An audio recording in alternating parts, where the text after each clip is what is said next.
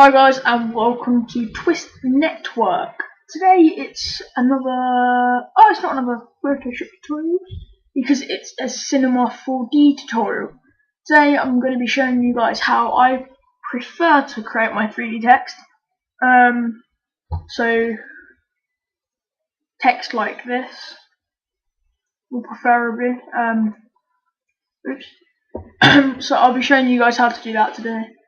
So let's just get started. New. And then the first thing we're going to do is our render settings. Width 1280 by 720. Save, you want to save it as a PNG, save it to your desktop.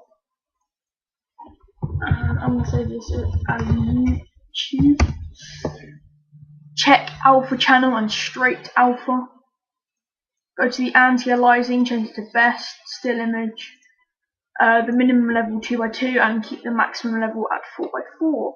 We also want to add effect ambient occlusion and effect global illumination. Now that we have our sort of blank canvas ready, we can go MoGraph, MoText, and then we can create our text. So probably just going to YouTube because it's easier.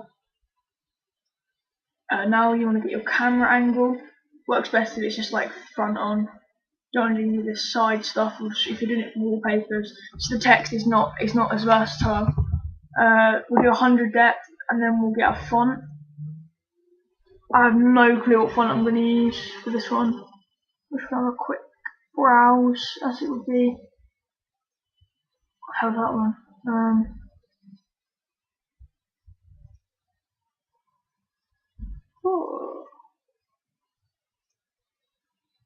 Whoa. Yeah, I don't use that one. Haven't ever used this one before, I don't think.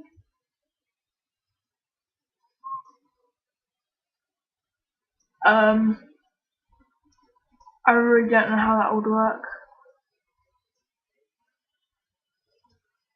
That won't work either. So disorganized. So queer. Okay, the font that I'm going to be using, guys, is Price Down. If you guys want to get that, just go on to DAF font, type it in. Just reposition the camera. And once you have your angle, I mean, you can do that. Once you have your desired angle, I'm just going to try and get it as straight as possible. Even though, what do I even be able to? That looks straight to me, sort of ish.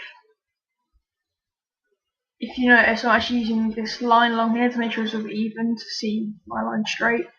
Anyway, moving on because I don't want this video to be ages long. We're just going to Control C this layer, and I'm going to name this one 2. And name this one 1. 1, not 1. On your layer 2, you're going to go fillet cap, put the steps up to 3 and the radius 3. Fillet cap, steps up to 3, radius up to 3 on both beginning and end. Go to the light, which is this little white circle with the 4 arrows, and add a camera, and then check the black box so it goes white. Therefore, we can move our camera angle without screwing up the camera angle we want. Now we can change the depth of your layer of your text too, and then you can drag this back like so, something like that. And then if we press this little white box, it should snap back to the camera angle we had going, which helps. If you need to, you can just sort of maybe change the object horizontal spacing to 1 if you need to. So that's basically it. It gives a sort of 3D effect. Now we're just going to do some materials. So we'll go to our material and select our colour. I'm sort of pastel red colour like that. Let's go for a glow.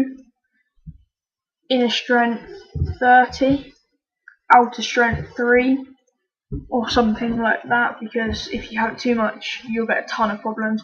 I put the radius on 0. Specular, I'm not sure about that yet. We'll go to reflection, change it to about 30%. Keep that white. What the hell is that?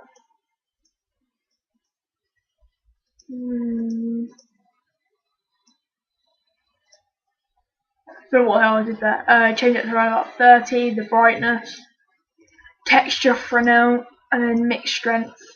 I have no clue. Just do 30. And then we'll go to specular. Might change this to metal actually. That's it. Coloured. Okay, change the specular to coloured and bump the width down and the height up. So it should be like a thin line basically. And maybe you can bump the fall off to around about 10. And then we're sort of done for material 1. Just want to copy that material. And then we'll change the colour to a grey. Drag the grey onto number 2. Drag the red onto number 1. And then we'll add our lights. So what you want to do is centre align this. And if you can see here, the text seems to be lighting up. However, there's a white bright spot in here where the the light is directly shining onto the text, which you don't want. So what we're going to do is drag it out until you get the light you want, and then drag it above the text, so you don't get the direct beam of light hitting the text. Like you can see there. What I'm just going to do is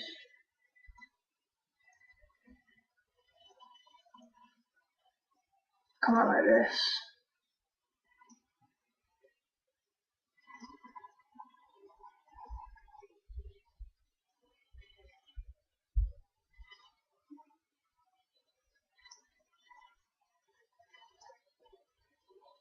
So look at this text. And now we're going to do a preview render by hitting the like cutscene type thing.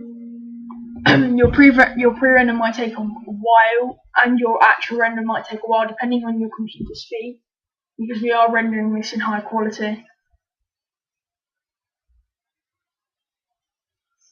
Hopefully mine should be fairly quick. Preview renders are really handy because they help you adjust things which are wrong with your text, like reflections, etc.